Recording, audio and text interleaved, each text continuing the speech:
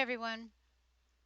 So I mentioned when I did my last live stream that I would do a video during the week this week that showcased how I did this particular face because it was specifically requested. And when we do the live stream on Friday, we're going to do something with bubble wrap. So I thought I would go ahead and get this recorded for you, and I'm gonna, I'm gonna do this kind of like a tutorial, so I'm gonna talk through it, and I'll try to give you options or other ideas as I go along. So I had already created this background in the same way that I did the background on the live stream. So it's already pre-done, but if you just go to my YouTube channel or click on my videos tab, you will be able to see how to create a background like this if you're interested. Basically, I was getting rid of leftover paint, and in fact, what I have here on my palette right now, I need to use it up today completely because it's got to be changed. It reaches a point where I really have to just stop and get new palette paper. So I'm probably going to take anything left over that I don't use with the face today and use it over here, and just create yet again another background. Creating backgrounds from when I have to change out my palette paper or from leftover paint, for me anyway, is something that works really well because I know that it is obviously colors that I use all the time, or at least, it's colors that I have if I want to replicate a color. Um, it keeps me from throwing paint away or wasting paint, and I feel a little more comfortable, which I think some people, I've seen people like, put out just little tiny dots of paint and then they mix and then they run out and then they have to mix again and then they struggle getting the color right and stuff like that. So this way you can feel just that little bit more comfortable that if you do put more paint out than what you're actually going to use, it's not going to go to waste. And you don't have to do this in your journal. You can, I know a lot of people, a lot of artists have like separate journals just for backgrounds like this.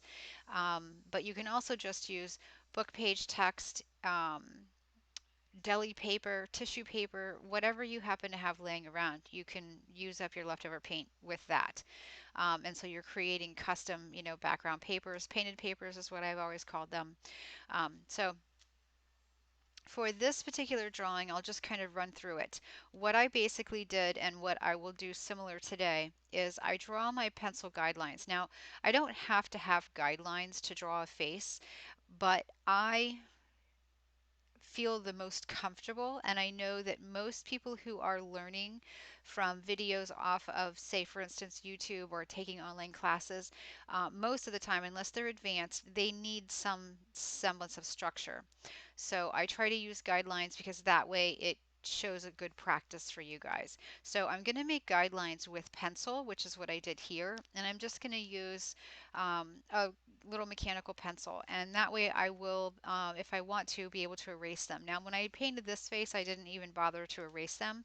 I knew I was going to be using acrylic paint, so I'm generally not as concerned when I'm going to use acrylic paint over it, but also because I really kind of like that halfway point between a sketch and a finished painting. I kind of like where you kind of sit in between. I think that that's really, beautiful.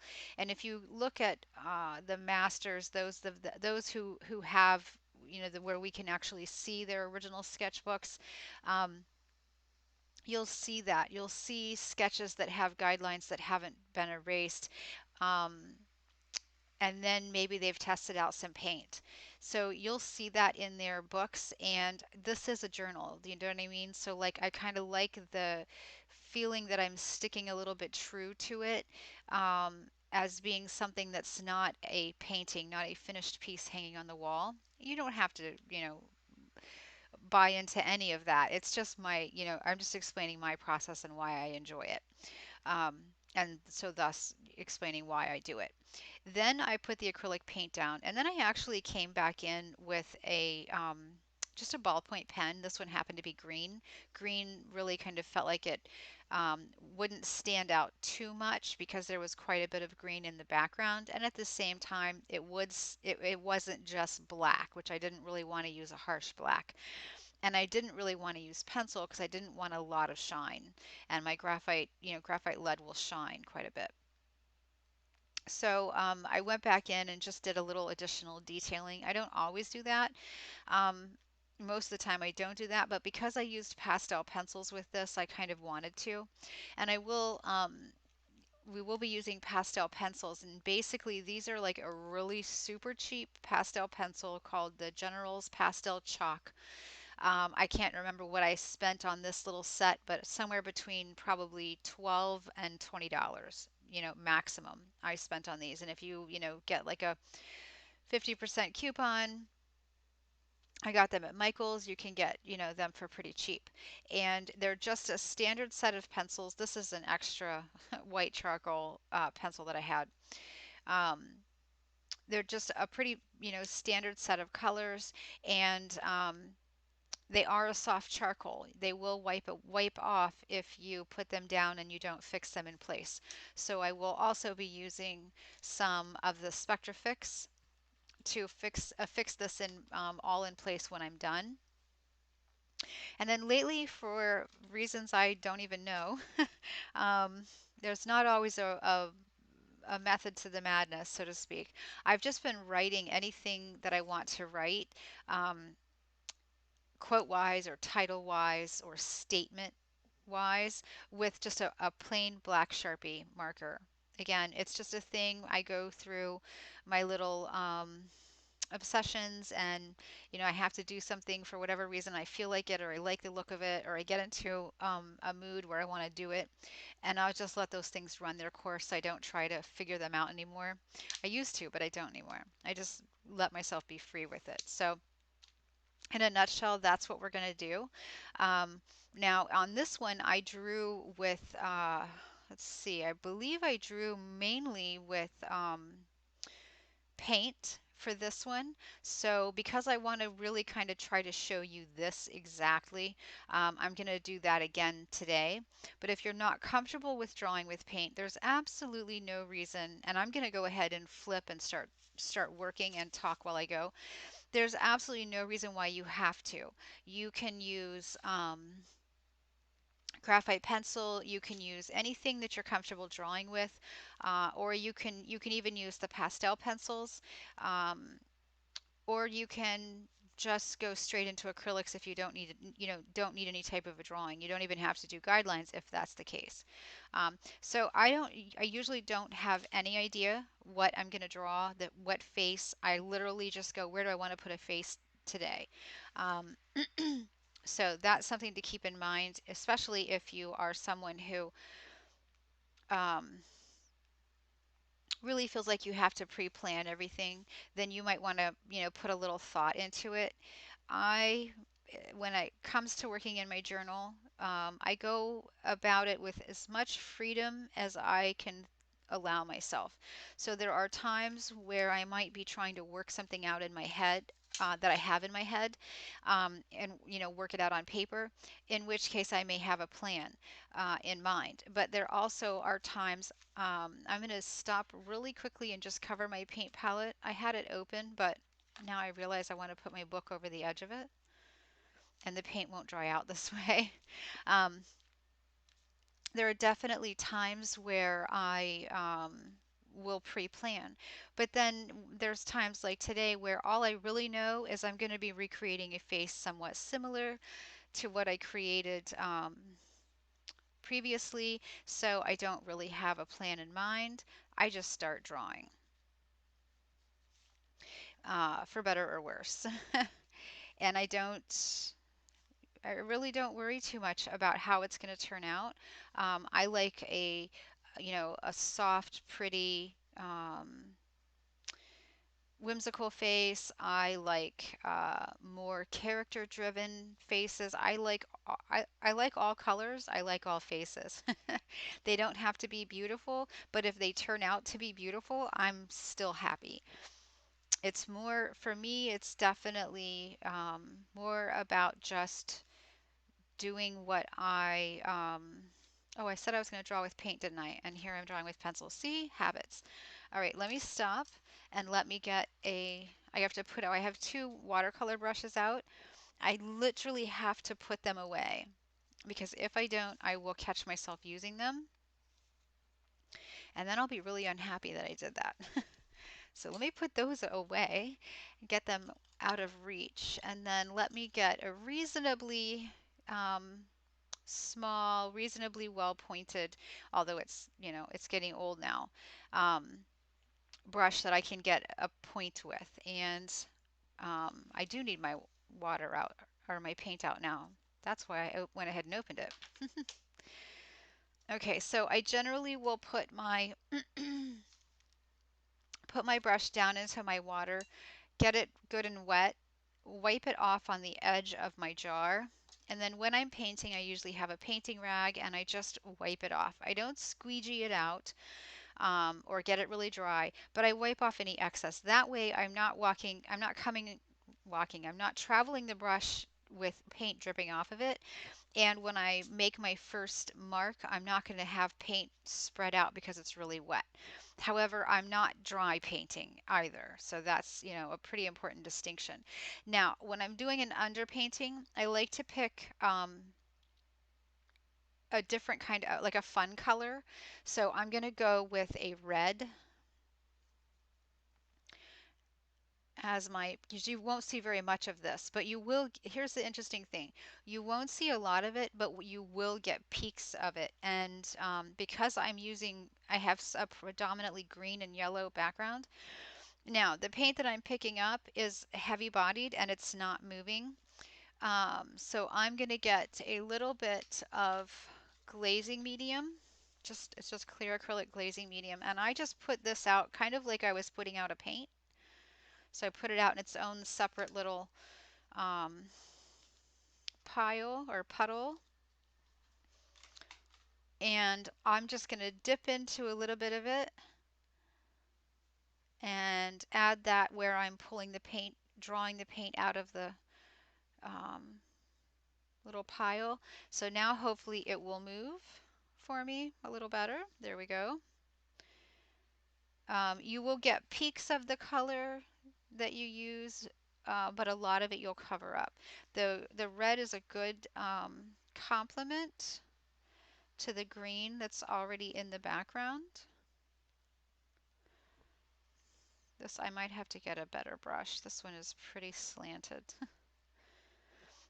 You clearly can tell I wear them out on one side because all of my brushes have one side where there's no bristles, um, and then they start slanting on me. So this is, like I said, just like an outline to follow. And I kind of try to adjust as I go. So like I can see that this one's a lot bigger.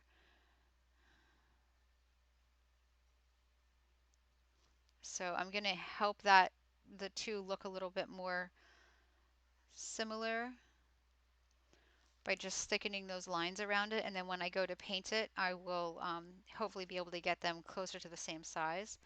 So now I'm going to put the crease in. And I might as well go ahead and get some little eyebrows at least started here. And now we will do the nose. I try to keep the drawing as reasonably simple. Try not to get really overly complicated when I'm drawing with paint in this way. So I'm just coming out a little bit from the width of the nose.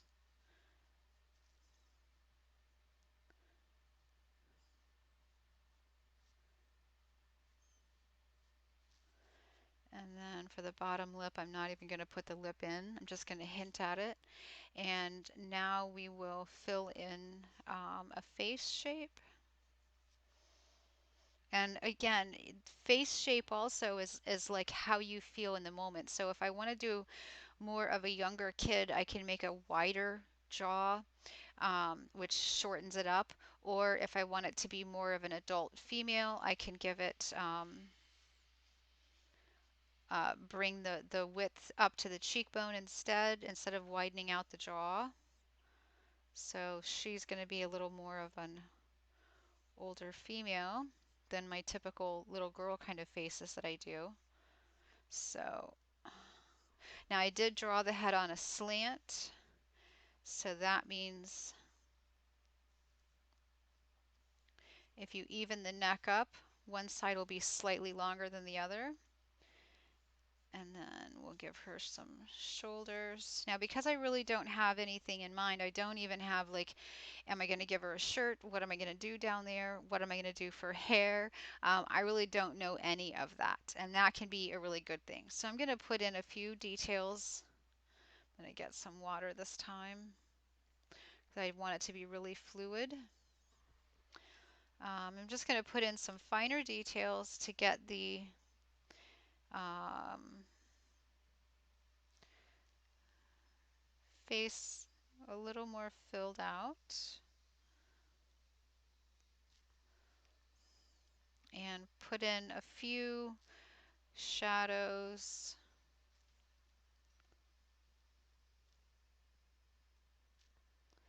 A little bit of interest. I think I'll wait for the rest of it until I can erase my pencil lines. Let me think about hair. What do I want to do for hair? All right, I'm going to think about the hair and I'm going to quickly dry this and I will come right back.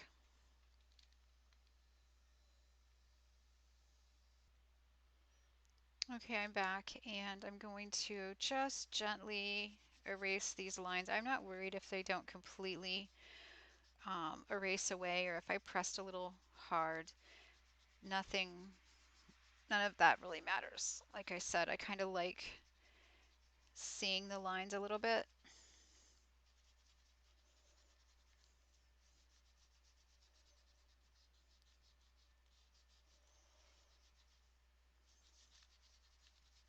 But having the lines there, I pressed really hard right here on this one. Having the lines there is better for those who are learning than getting rid of the lines is. So keep that in mind. I've decided I'm going to do ears. So I'm going to wet my brush again, get a little paint and a little glazing medium, and I'm going to get just like slight ear. You're not going to see much going on there. Just kind of a hint of an ear. And I'm going to do my more standard hair, I suppose it would be. Um,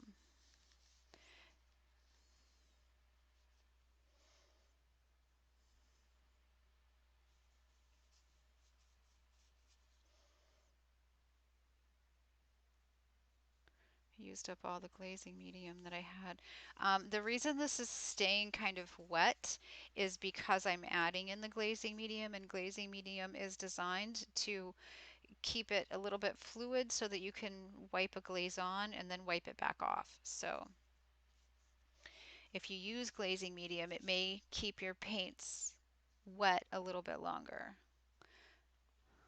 It's not a problem. It's designed to do that, and it does indeed definitely dry, or you can use a heat gun or anything like that.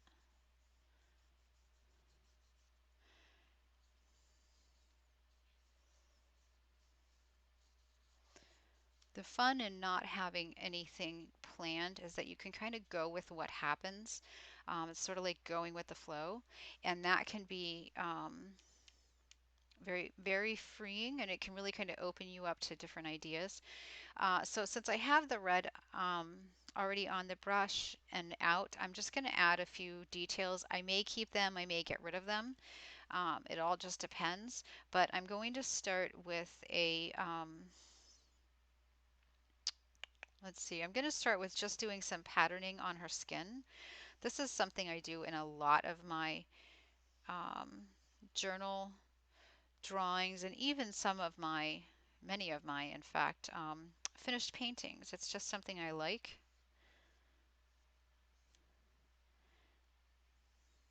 You can do any type of patterning. I know some people are referring to them lately as Zentangling, but it is absolutely not really Zentangling. It's patterning because Zentangling is very specific. If you go and look it up, um, there are very specific rules to it, and I'm by no means following most of them. So it's really not Zentangling, it's really just adding pattern to your painting, or in this case, to your journal page. So whether that will remain a finished shirt, like maybe it's a pattern on a dress, maybe it's body jewelry, we'll see. And then I think I'm going to do just a little, let's see, what do I want to do? I think I'm going to do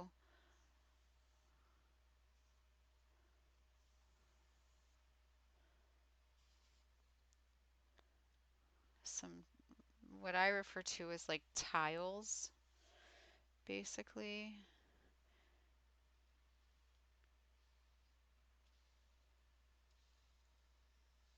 And you can use, if you're not comfortable with doing patterning, if you don't do a lot of it normally, by no means do you have to do this. You can simply use a stencil and create a pattern on your page if you're so inclined. I'm intentionally avoiding circles. I almost did a circle a moment ago. Um, and then I was like, nope, I have circles already in my background, so I'm going to intentionally not do them. But a part of this pattern is going to look like, or well, can I? Yeah, I can do it so it doesn't look like a circle because I really don't want to make a circle because it's already up there. There's already some there and I want them to stand out a bit, and this is already kind of rounded. So I'm just kind of doing like these little triangles. I've kind of overloaded. I've got paint creeping up the brush, bristles of the brush. It's kind of overloaded. I need to rinse it, but. And I think you can, tell that, if even something that I always preach about painting faces is that you don't have to be perfect. The same thing goes for anything else that you're doing. It's if it's hand painted, that's the part that kind of matters more so than if it's perfect. If you look at many, many beautiful paintings that most of us would happily put on our walls if we could afford them, they're not perfect. Many of them are not. And I think, as much as I love realism, if I wanted something completely perfect in my art journal, I would just glue in pictures.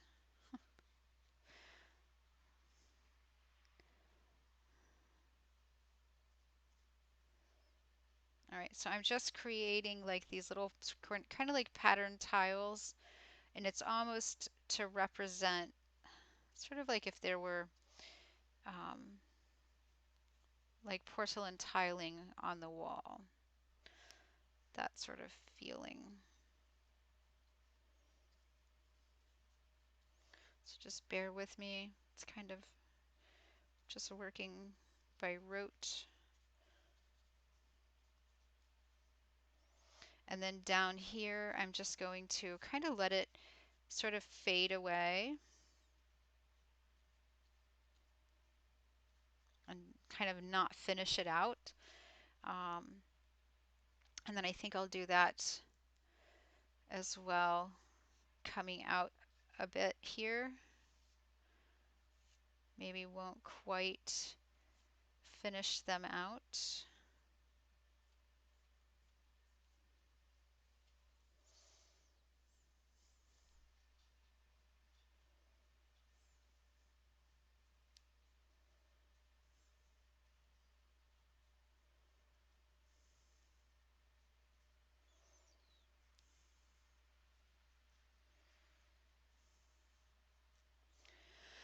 That sort of thing. Um, let's see. Okay, so let's do a little bit of shading in the face itself. So we'll start out by just doing a light thin wash of the same red color that we did the face with. Now I will say that I do a lot of correcting as well as I go. And so one of the things, I'm not going to correct it right now with the red, but one of the things I will correct is that this one looks a little more this style and this one doesn't quite. So I need to correct it. I need to go one way or the other, but I'll get to that as I go, as I get further in. So I'm just going to start building in a little bit of structure for the face.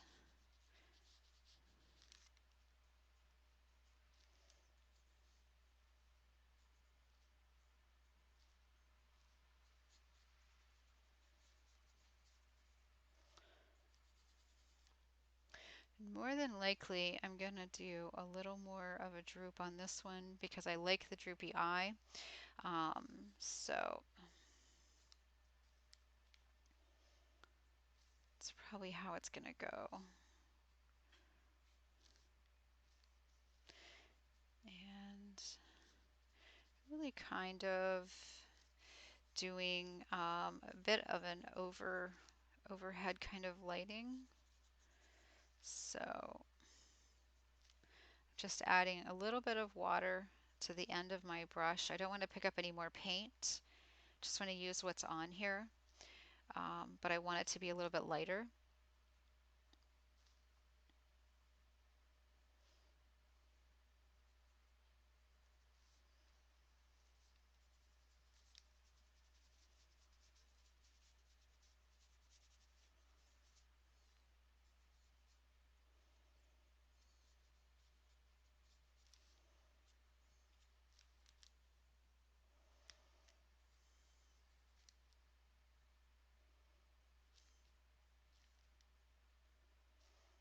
Okay.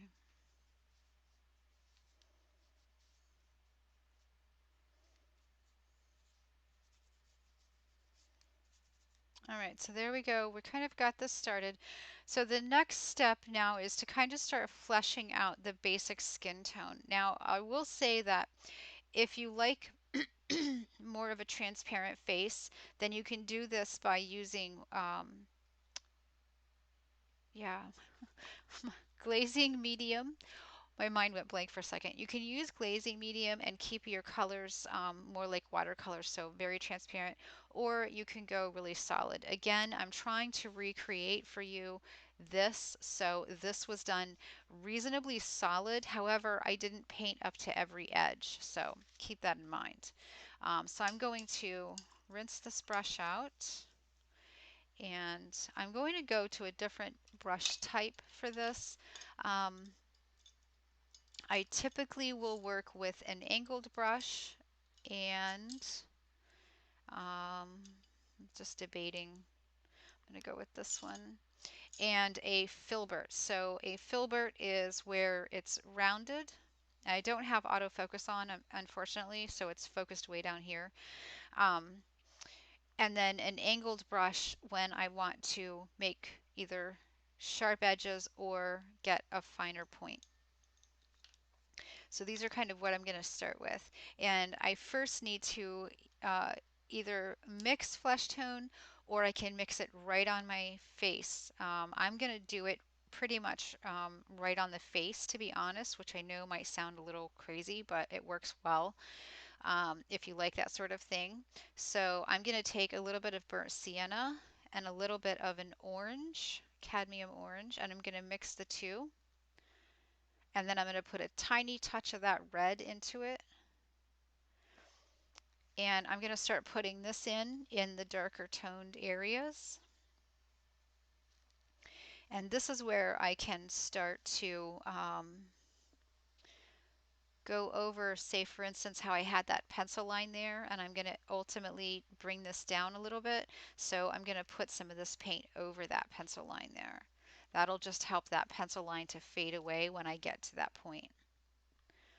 So I'm just going to add, I'm adding basically like a depth and a richness here to all these shadowed areas. And now I'm going to pick up some Naples yellow, and that is also not only a very heavy bodied paint, but I have to spritz it with water. It's getting old, so it's really dried out,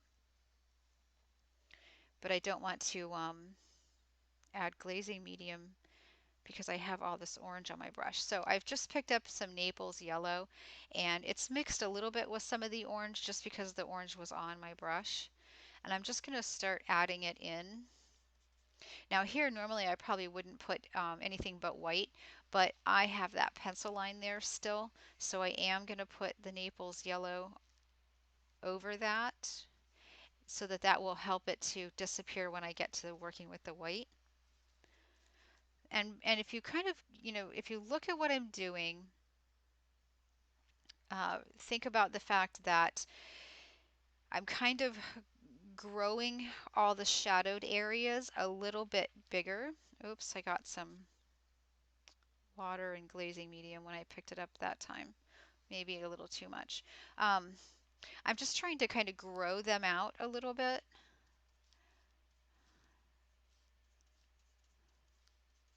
And then eventually I'll be able to go to a much lighter color even as I go. So I'm also going to try to work um, down into the neck area. So I'm going to go back and get a little more of the burnt sienna and the orange and the red and use that, maybe a little more red because I didn't really have as dark of a shadow down here. It was really kind of a wash at that point. So I'm going to add the red and then I'm going to go back to my orange mixture, which I didn't mix near enough of it initially, so now I'm sitting here mixing it. So now I'm going to warm it up a little with some orange. And then I'm going to get some Naples yellow. And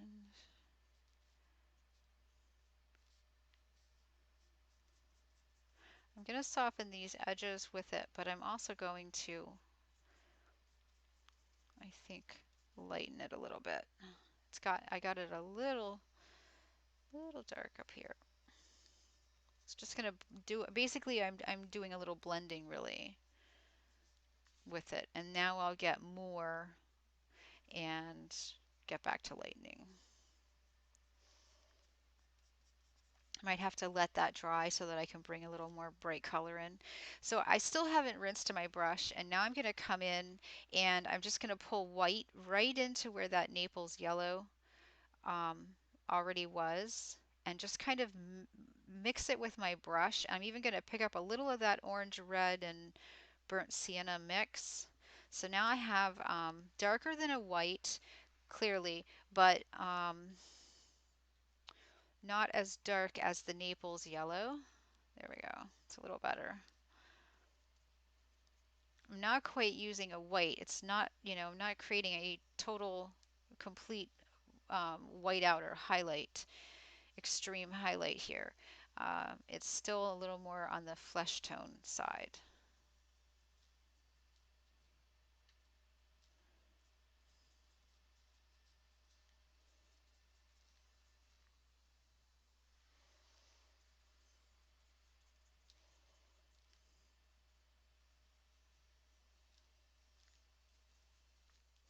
And I am going to go completely over top of um, the center line again, because remember, normally it would be pretty bright right there, but I wanted to try to build up a layer that so that I could start covering that pencil line a bit.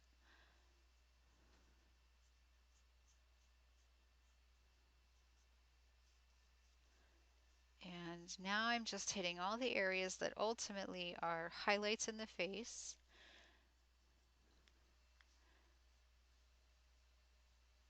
And I'm also going to come in here and I'm going to bring that color in, even though it's not white, but I'm trying to get that droop to happen the same or similar, a lot more similar, a lot more similar. um, similar on both sides. Uh, okay, so I'm just going to finish out the last few little bits that don't have any of the same color. And now I'm going to use this to kind of build in a little bit of a highlight down here. And if you just keep going as your brush runs out of paint, you can then kind of begin to blend. It's not a pure blending, but it helps with this particular style. It works with this style. So I'm going to go in. I did put out some pink, so I'm going to pick up just a little bit of a,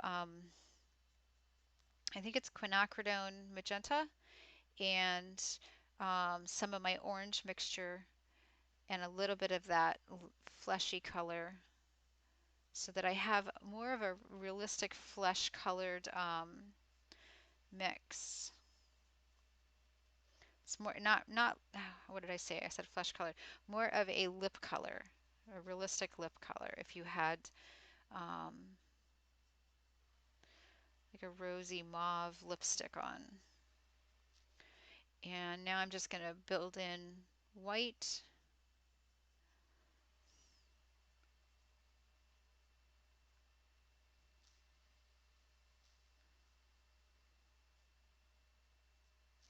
And let that dry.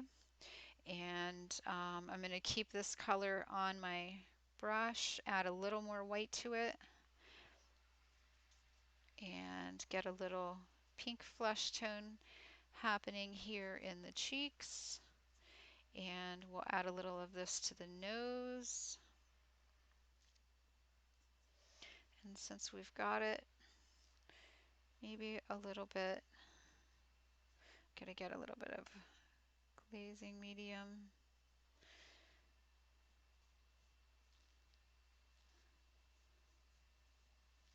Okay. All right, so I'm gonna go in now with just the orange, burnt sienna, and Naples yellow mix. So just that kind of a darker color and a lot of glazing medium. And just refine. I lost my ears. Ears are here and here.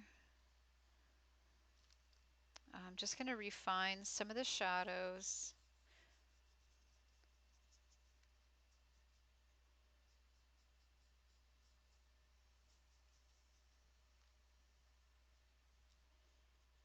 I think the nose is a little wide right here.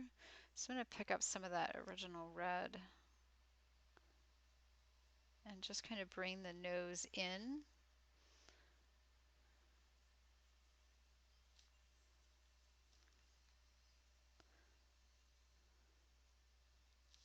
And yes, I'm going to use my fingers. Spread that around. If at any point you reach a point where you feel like you've so completely lost the lines of your face and you're not, you're not comfortable yet working in this way, you can stop and get your pastel pencils out. And I'm going to answer that.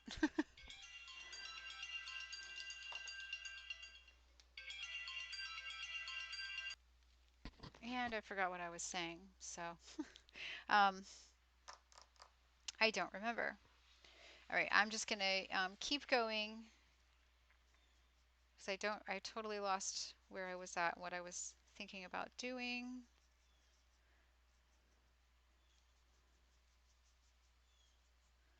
Okay.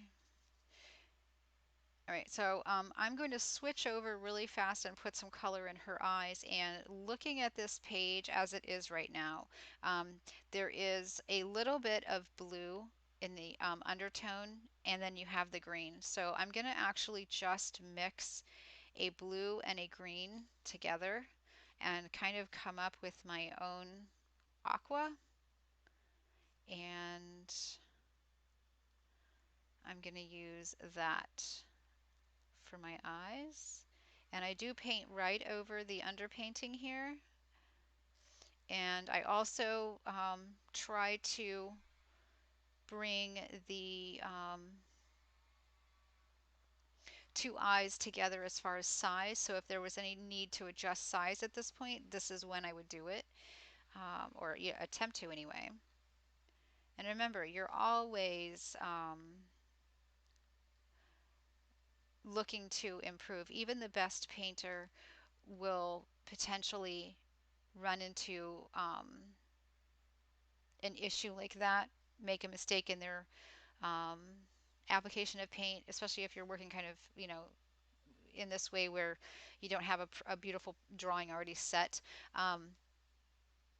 It will happen to a lot of painters, so don't feel like because it happened to you, suddenly you're not gonna ever learn and you'll just have to quit now.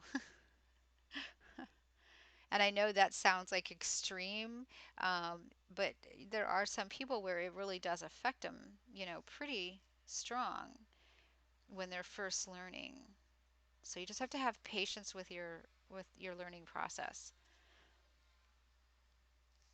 If you go back and you think back on like middle school, or not middle school, elementary school, preschool, you didn't learn to read or spell, or learn your alphabet overnight the very first time. Of course not. So I'm going to add a little dark in here just because I don't have that pencil line and I want to keep the two sides looking similar. I'm also going to build back in, and you can, like I said, you can do this with the pencils if it's easier.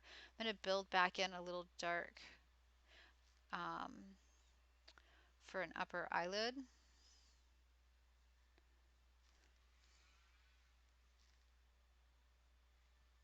Probably needed to curve that a little bit.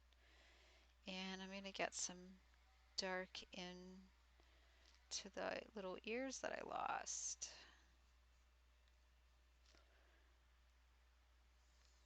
And since I have it, might as well use it to create a little darkness here.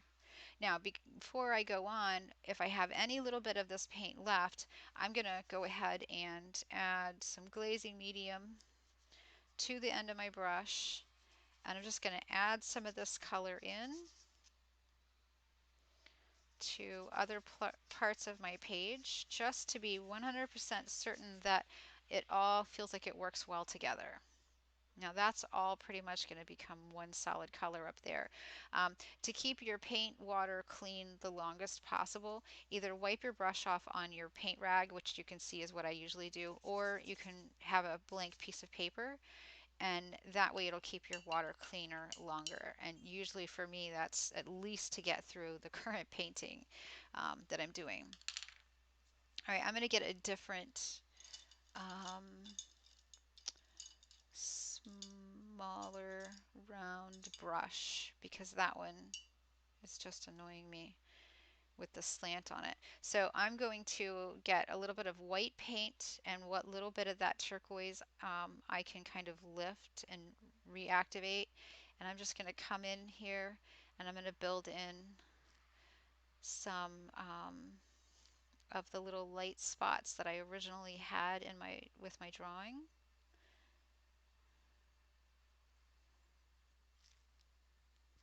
And then I'm going to rinse that and go back to the green and the blue, mix them together, but I'm not going to add any white this time. And then because I've got the green and the blue, I'm going to add burnt sienna. Oh my goodness. It's the phone again. Let me pause again.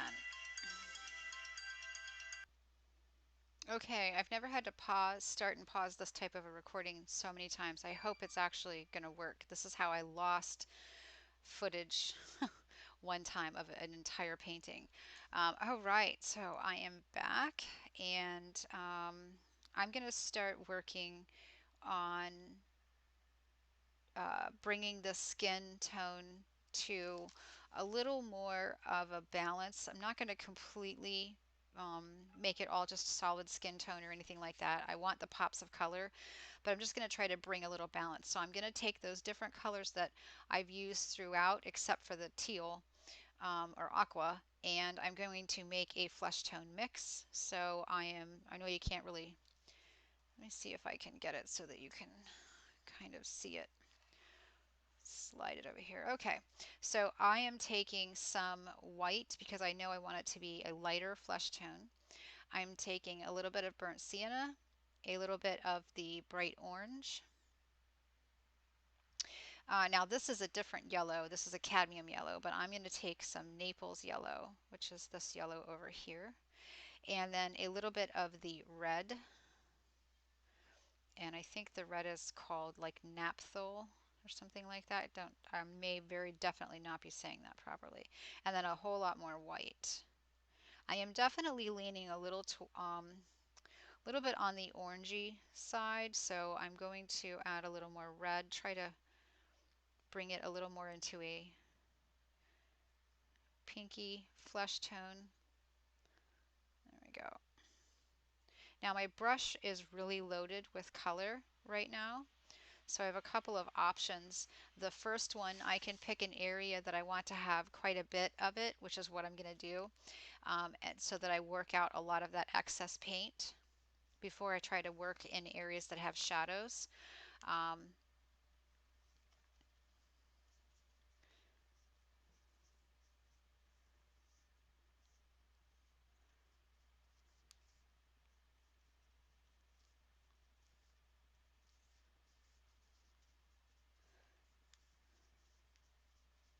so these are areas that I kind of want to have a little bit of lightness.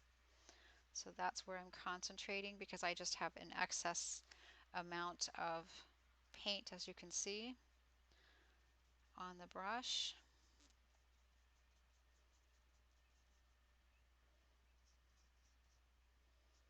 And now that I've gotten, well, I'm going to get a little bit more and sort of flesh out the highlights under the brow. So now I'm going to go into the glazing medium, and I've already got quite a bit of paint on my brush, so I'm just going to find an empty spot and just kind of make a transparent glaze. And now I'm just going to work this in over a lot of, not all of necessarily, but a lot of the um, shaded areas. And you can see it gets more and more dry. There's less on it, so it gets more transparent as I go. And I'm just going to pick up a little bit more glazing medium. Now this is going to be pretty wet because it's the glazing medium, so I'm going to need to let all of this kind of dry a little bit. And I'm really going to leave this area pretty dark down here, although I might camouflage a little bit of that teal color. I'm just pausing to take a look at it. I want to get some flesh color in the ears. Some of the spots where the ear would have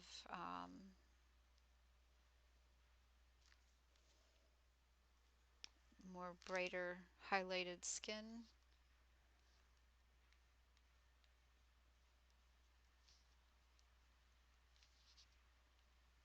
Okay, and let's see. I'm going to go ahead and just get all this excess paint out of the brush.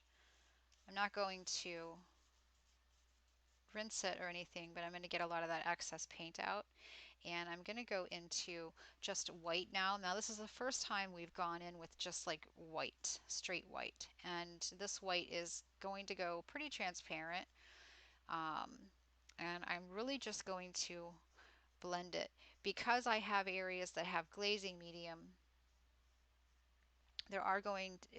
it's going to blend, I guess I should say, um, easily because of that. I don't want to pick up too much, so I'm actually kind of tapping it off um, onto this painted area here. You don't want a lot of really extreme white in your face. Um, you want it to be nice and subtle. One of my cats is snoring really loudly. I can hear her. I don't think you guys can hear her, but I can hear her.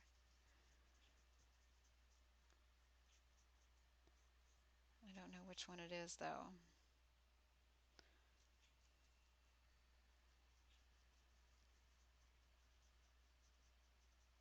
All right, so I'm just building out highlights now and just using straight white because it's quite transparent. If it wasn't, you could mix, if yours isn't, you can mix just some of your flesh tone, a tiny bit of flesh tone with the white. Just going to hit a couple of areas. The lips.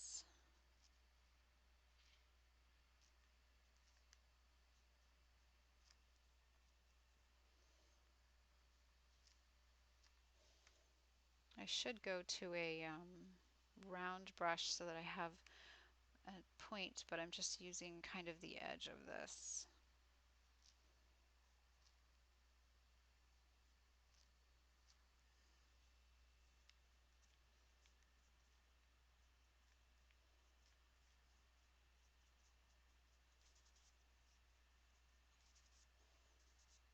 Okay, so I'm going to let this dry and I'm going to mix up a tiny bit of the original. I'm actually going to rinse this brush out and go to a small round. Oops. I got so much flesh tone up in the ferrule, I'm going to leave that in the water. All right. Oops. Clearly that wasn't rinsed out. Good thing I checked it on here. Okay, so I'm going to get just a little bit of a blue and white so that I can get a color that I can use instead of white in the whites of the eyes. And I like this color a lot, so I'm also going to use this for some reflection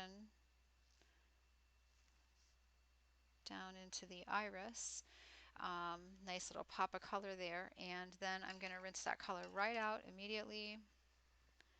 Whoops, throw my brush around. I'm going to get some white. I need the point to be pretty sharp, so I'm shaping it to get a nice point. I'm going to put in some bright highlight. And again, I'm going to rinse. Now this time I'm going to do the turquoise, the blue, oops, turquoise, blue, and the burnt sienna. And I'm making kind of a natural black.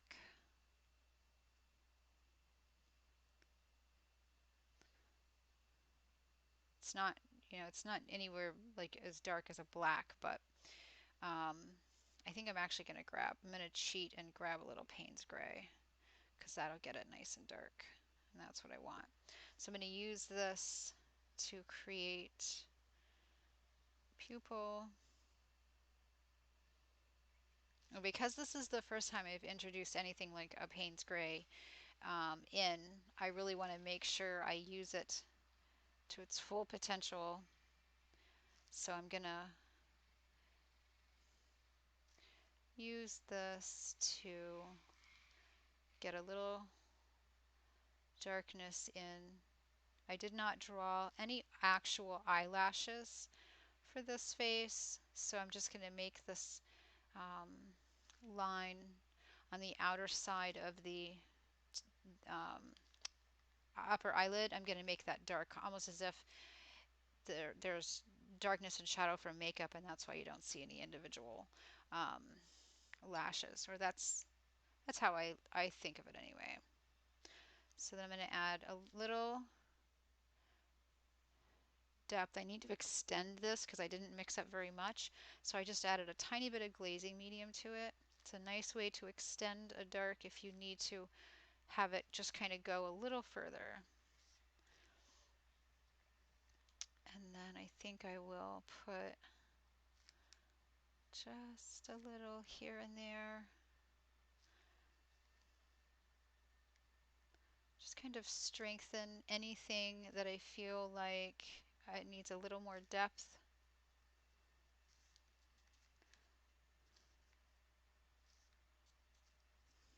Okay. And then now we can decide on hair, and I'm just going to stick with red. I like the way the red looks, um, but whoops, I think I'm going to get just a tiny bit of Payne's Gray on a pretty wet brush, and before I put more red in, I'm going to add a little of this Payne's Gray in just a few areas where I kind of want to create some depth and some dark. Oops, not over top of the ear and the face. So I just want to create a little extra depth. So a good way that you can do that is in your underpainting. So I'm giving her those roots that I like to do. Don't ask me why, I just do. Looks good. Okay, so I'm going to let that dry, and go to a round. Actually, you know what I want to do is I want to put that same hint of depth into her eyebrows. And I'm only going to do the beginning. So just that much, even though the eyebrow really extends a lot further. But I'll use red for the rest of it. Just double check I've got those kind of where I want them. Yep. All right. So I'm going to pause, hopefully, one more time, and let this, or hit this with a heat gun probably, simply because I've used the glazing medium. There's quite a few areas that are still wet. So I'm just going to make sure I get it nice and dry, and then I can go over all the blue areas and with the bright red.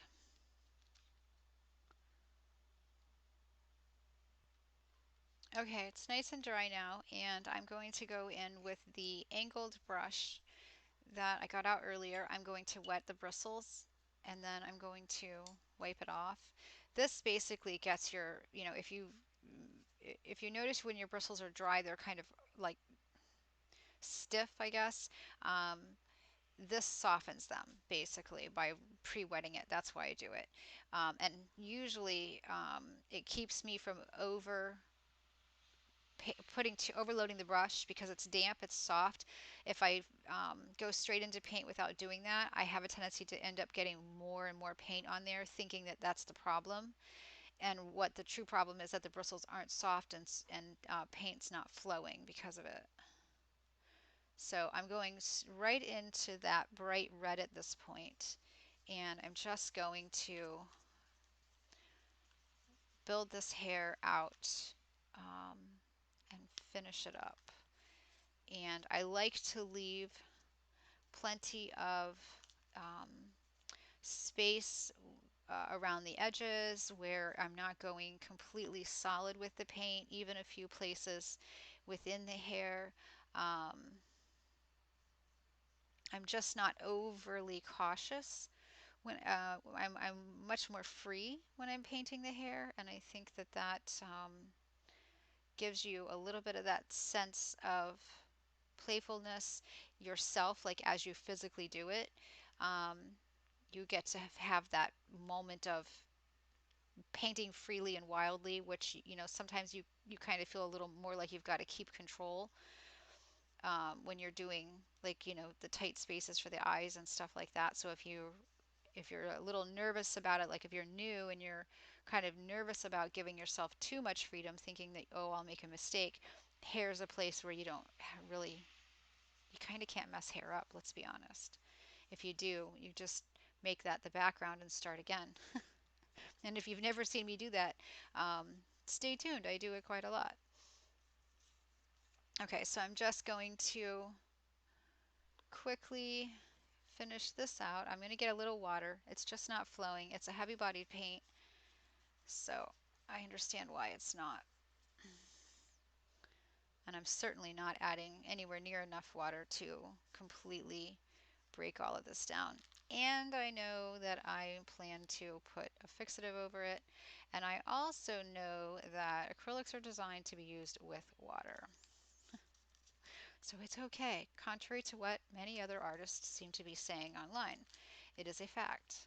Yes, you can buy other mediums. Yes, it's best if you're doing a painting that's going up on the wall, but this is a painting in an art journal on paper, and water is your friend if you want it to float.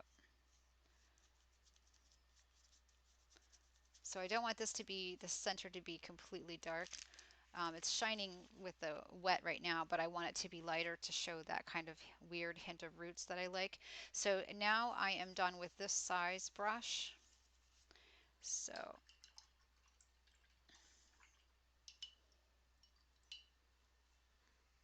notice I don't put my brushes away. I keep them out on my table. When I'm done painting, I go clean them.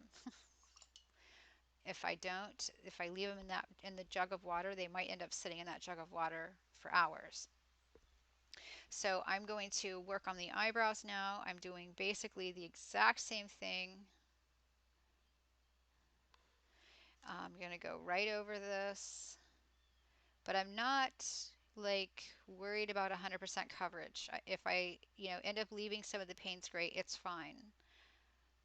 Eyebrows are going to have different lights, hitting it in different areas. It's not going to be like a solid color. No more so than your hair is a perfectly solid color. And if you can't do these, you don't feel a lot of confidence doing these, you can, with the paint and a paintbrush, you can always, first off, you can always draw them in. You can use your pastel, but also too, you can refine them with the pastel after. So you can put just one color in and then come in with your pastel pencil and get some variety of color going that way as well. And then I think finally I'm going to move on to the, well, I'm not, I think I want to build in a little bit of highlights in the hair, but I'm going to use the pastels to do it. So I think I'm going to move on to the pastels now. Now, before I can start using the pastels in the hair and stuff, I need it to be dry. So I'm just going to let that stay as it is, and I'm going to work a little bit in the face. So the pastels are a lot of fun because you can bring in colors that will, you can bring in colors that you originally had if you've painted over them a bit much. You can bring in fresh new colors that you didn't use, and then you can use them to do things like create extreme highlights, that sort of thing. So like I've pulled out this one, which is kind of their version of a light gray. Um, and I'm just going to come into the whites of the eyes and pop a little of this light gray in and use it to soften and blend. But you notice I'm not trying to cover everything. Like there's yellow, green right here. I'm leaving that. I like the way it looks, so I'm leaving it there. But this is a way where I can add white over that area, whereas you remember before I didn't have a line and I put the teal, and you can use these to kind of refine things that you have happening. So now, and I've also done that by getting rid of that red line from the original painting just around the underneath of the eye. So now I'm going to come in with the white, and I'm just going to add a brighter highlight.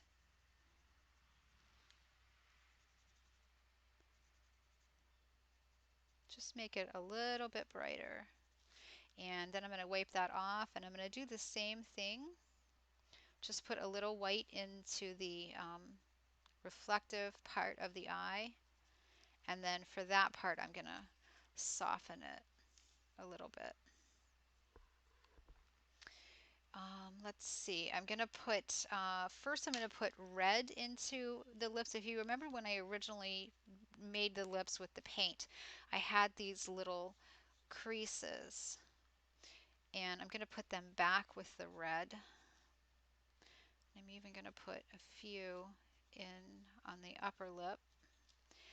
But I'm going to take the white on the lower lip, and I'm just like, it's almost doing like paint by numbers. I'm just adding little tiny hints of highlight in to those little lines, and I'll put a few really bright bits in there as well. And I think I'll even do one on the upper lip.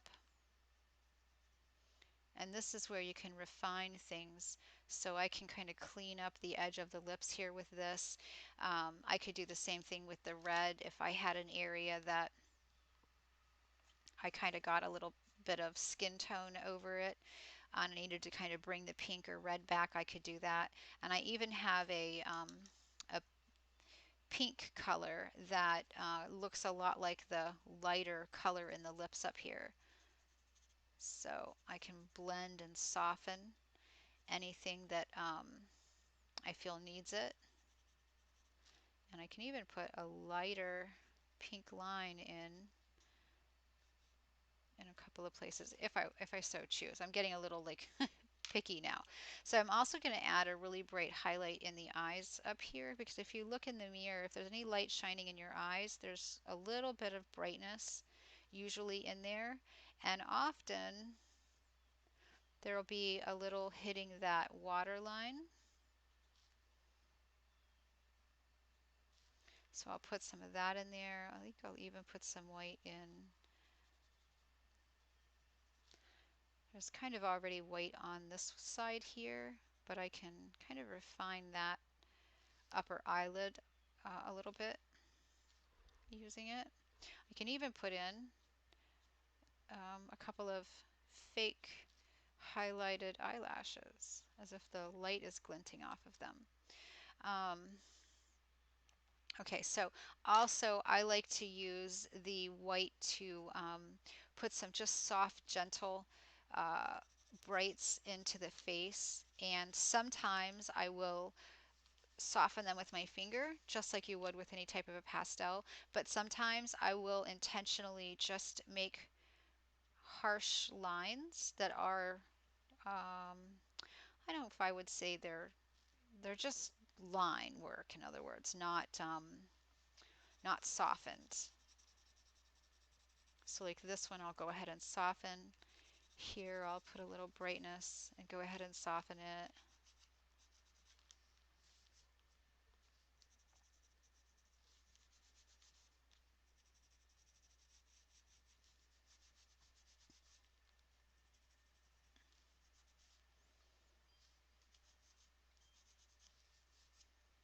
But I don't always have to soften it, and that's the point that I'm trying to make, is that you can sometimes just leave the lines and it looks really good.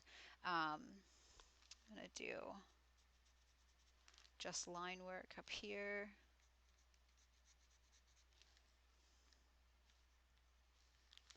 Now my hair is still glistening heavily, so it's not dry enough to work on. Um, and I'm kind of at that point where I feel like I want to work on it. So I'm going to take the risk at pausing the recording just one more time and seeing if I can't, oh wait, I see something I kind of want to fix. So I'm going to go with that light pink color and then the white over it.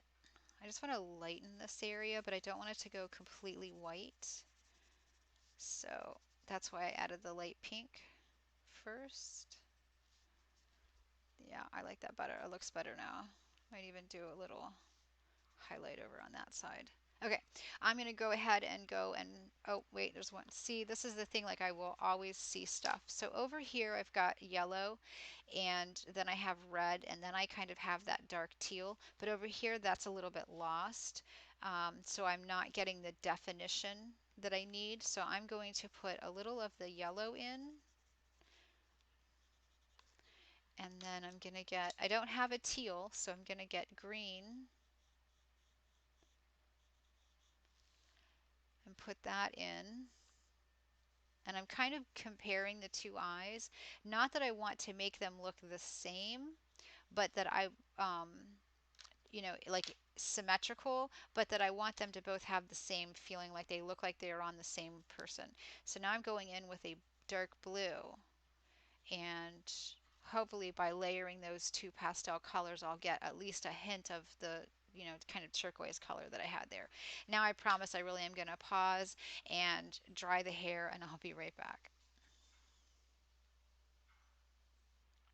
All right, interesting note. I kept saying that I thought it looked wet. It's actually not wet, it's dry. And this is a good example. If you watch my live streams, you'll notice that I said that I don't use the higher quality paints as often in my art journal, and this would be the reason why.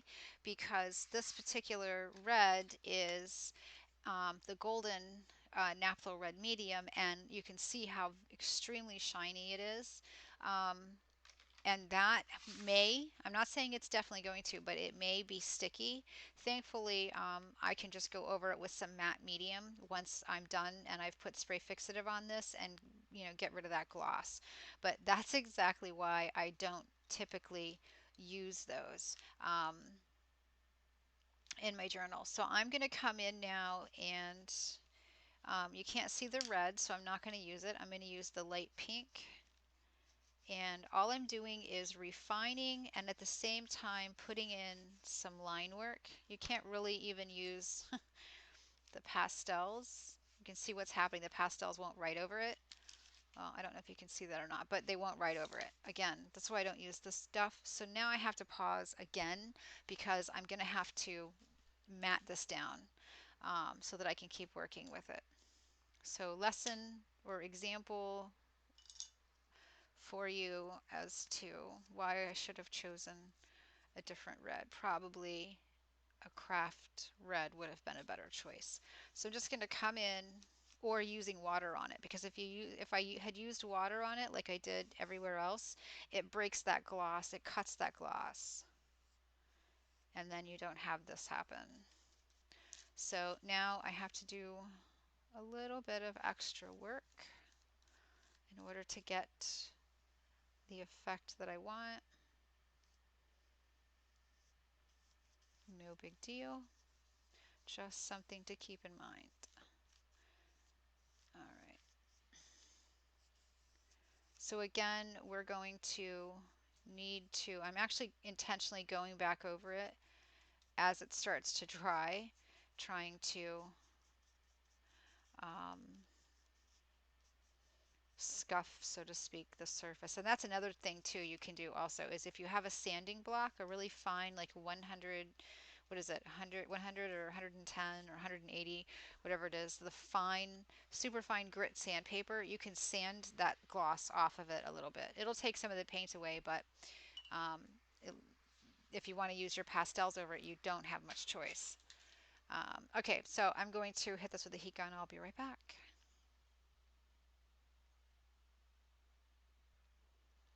Okay, it's still a little bit shiny because it is the Liquitex matte medium, so it ends up having a little more of a satin effect, but I should be able to go over it now with pencil. Yep. So you can see the difference there. And I want these to kind of act as highlights, a highlighted area. So I'm going to put quite a bit in and then soften it and then come in and hit a few spots. You want to be a little bit random when you're doing that so that it still looks a bit like hair.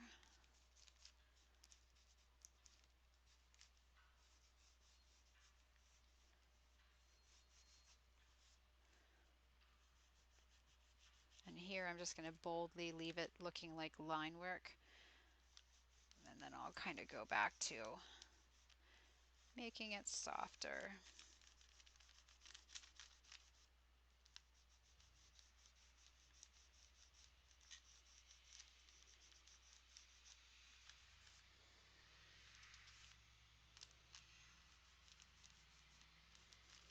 And then if you decide that you've gotten rid of too much of your red, you can come in with a red and go over that. Or you can just take a wet, like a cotton swab, or even the eraser that comes on the end of it and just erase some of it. I like to build up layers anyway, and you get a little bit of a bright pink effect, so I'm happy to just use my pencil. But you can do it any way that works for you. And then I went over the ear here with the Payne's Gray, so I'm going to just take the pink color and sort of just build my ears back out again a little bit.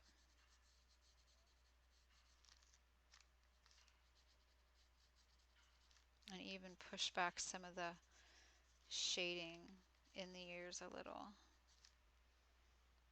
Okay, and then I'm going to take my bright red and I'm just going to kind of push a little red in here. I'm just basically sort of building in a little depth by getting a richer red color in some areas. Okay, so the only thing I did not do this time so far that I did do before was I haven't come back in and done any of the pen work, the line work that I did here on this one. But I am going to do it because I think it, well, first off, I'm going to do it. This could just go as it is and it would be, I think in my opinion anyway, it would be fine. But I really want to stick to what I originally did so that you can recreate that technique itself. And also because I think I'm going to do it with a deep green.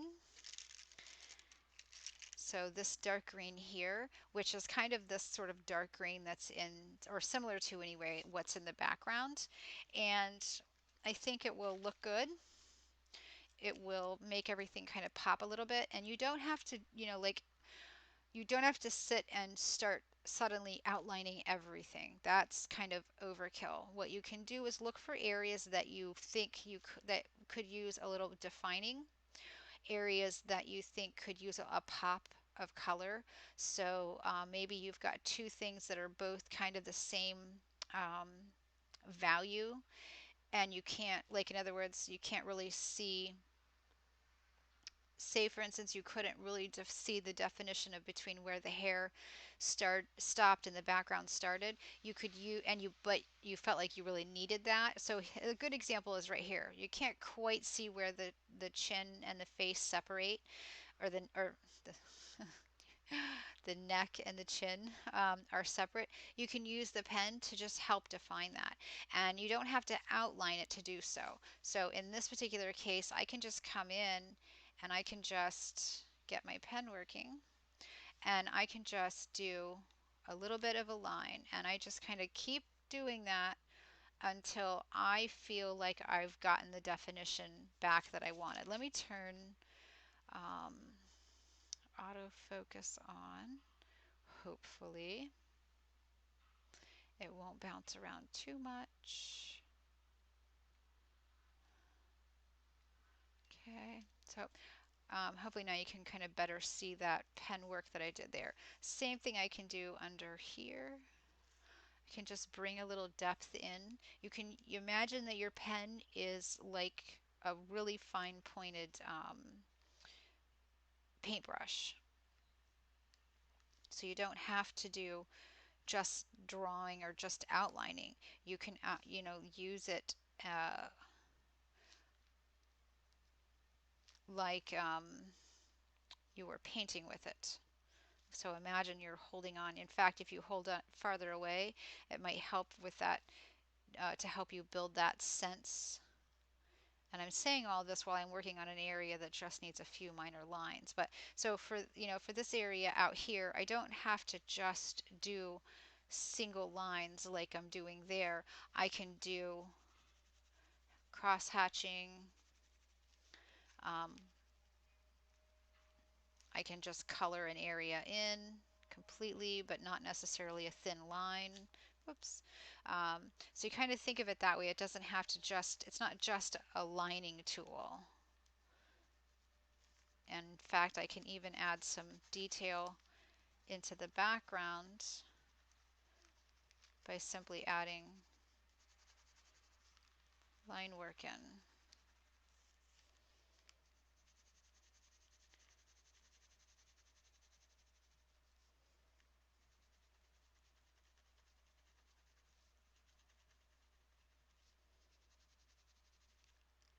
Right, like so. So you kind of got to look at it that way. So I'm going to use it here just to get a hint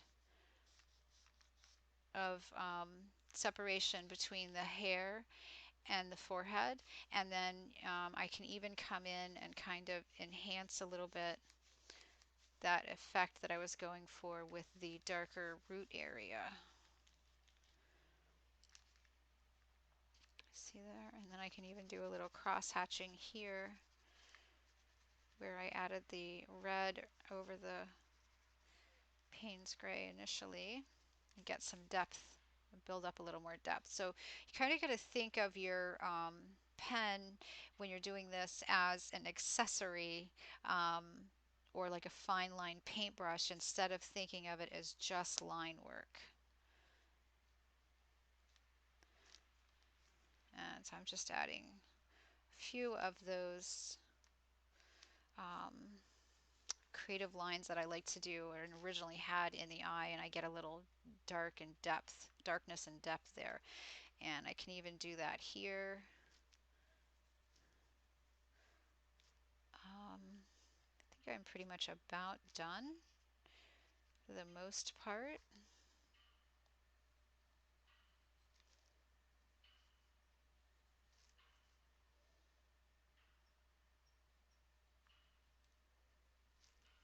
There we go.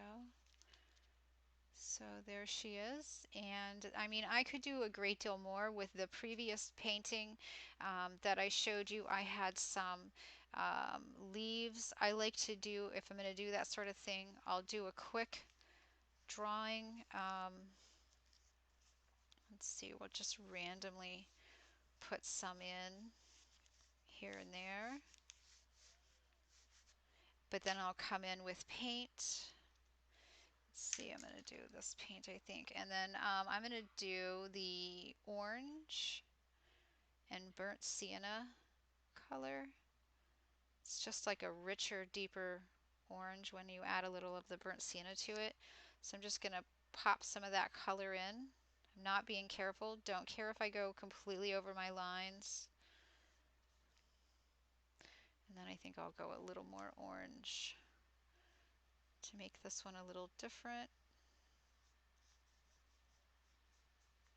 And when these dry, I'll come back in with my ballpoint pen and I will add some veining, that type of thing.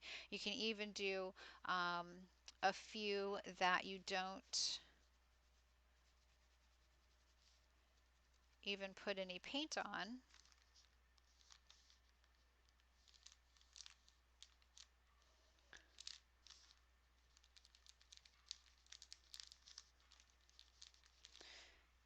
Right, and then finally the most important aspect to it is adding your signature and any journaling. So I need to be careful as far as my journaling because I don't want to write with this big bold pen, but I don't want to write over anything that I'm going to seal it basically before I do any journaling, but I will at least just put something bold for the title for this, and I think I'm going to do just kind of sort of an old standard, which is, well, actually, you know what I'm going to do? I'm going to do my little list here because it happened during this recording, so it'll be perfect. Top 5 distractions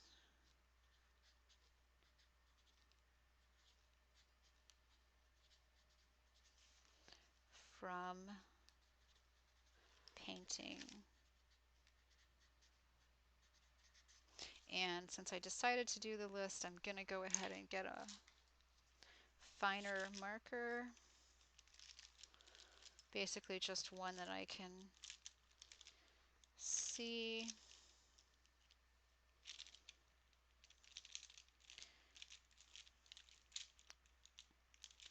You would think it would be easier to find the one I want, but it's not. And I'm going to add my list. So I have 5, and the number one thing that distracts me from painting is cats, cats, cats. The number 2 thing is phone calls. Number 3, which is kind of 1 and 2 all together, family. Number 4 is hunger. And then number 5 is the need for sleep. There you go. So I'll probably do a little journaling, maybe over here, maybe in this little section. Not sure yet, but I want to just go ahead and seal the entire thing and let it dry, and then I'll come back in with my pens and do that. So I typically try not to use my markers over any kind of wet paint. So as far as I had said with the veining, you don't have to do it for all of them, but maybe for one, you come back in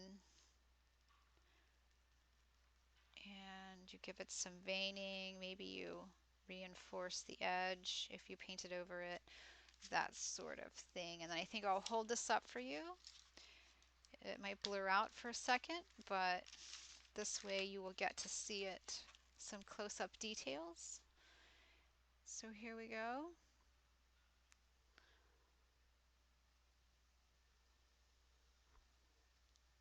It's kind of still got a little shine from the light. The paper itself is wrinkled here on her cheek from when I put some of the paint and stuff down.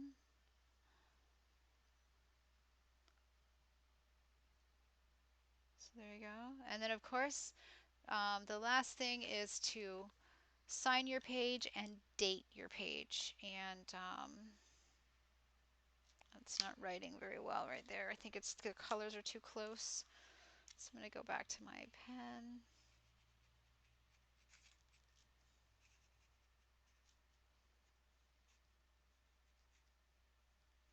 There you go. That way, when you flip back through this later on, like I do, you'll actually be able to remember the date, like I don't, because I forget all the time to date it. All right, thank you so much. I hope you enjoyed this. I hope you learned something. I hope you're inspired. If you've got pastel pencils, awesome. Give them a go. If you don't, I would try buying in pencil form. I would try buying a cheap version and see what you think of them. Um, or you can use, if you have anything else like colored pencil, you can use colored pencil in exchange instead of this. Um, you just may not be able to soften it with your finger, but you could use those. You would get a similar enough technique or look to the technique. Um, and I hope that you enjoyed it. All right, I will see you guys later. If you're attending the live stream on Friday and you want to paint along or play along, you need some bubble wrap. You can do small or large format. It definitely works with both. And you need some metallic paints and then some regular just acrylics. So some metallics, some not. If you don't have actual metallic, you can use any type of iridescent paints that you happen to have, preferably acrylic. Um, and then you need a heat gun and or an iron. I don't have an iron, so I'll be using a heat gun, but you can do the same process and it's even faster um, if you have an iron. Okay, thanks. I'll see you then.